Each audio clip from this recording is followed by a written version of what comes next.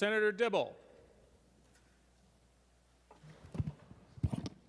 Thank you, Mr. President. Mr. President, I listened to Senator Limmer's presentation of the bill with interest and noticed that he mentioned that there were increases for penalties for those who are most vulnerable, who are victims of violence. And I just wanted to mention, Mr. President, that my community, the LGBTQ community, is 4 times more likely to experience violence.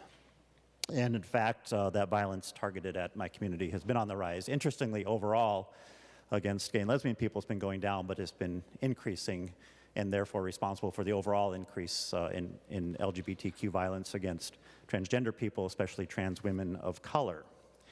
And we are overall 20% more likely to be targeted and be victims of violent crime. Unfortunately, and Senator Latz has a bill on this subject, there is very spotty reporting on the part of law enforcement agencies, and we know that half of those crimes, half of us don't even report those crimes to police because of issues of relationship and trust. But Mr. President, I wanted to offer the A85 amendment to address this matter. Senator Dibble moves the A85 amendment. The Secretary will report the amendment. Senator Dibble moves to amend Senate File Number 2673 as follows, page 36, after line 10, insert. This is the A85 amendment. To the A85 amendment, Senator Dibble. Thank you, Mr. President. I would like to request a roll call vote. Roll call is requested. Roll call granted. Senator Dibble.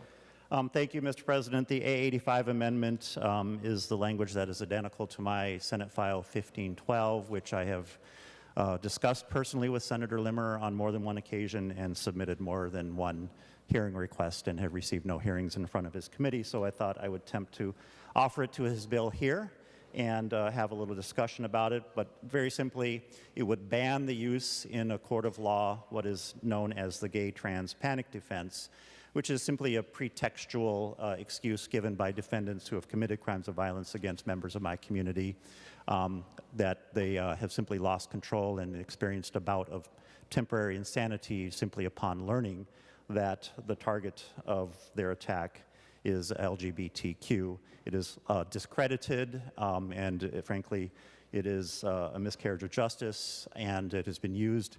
An article is coming around that I helped to pen last year in conjunction with a couple of other folks, including my counterpart in the House. It has been used several hundred times around the country, probably most notoriously, everyone is familiar with Matthew Shepard, who was murdered a number of years ago in Wyoming. It failed in that instance, but it is successful sometimes in reducing the level of sanction that folks experience for crimes of violence. Thank you, Mr. President.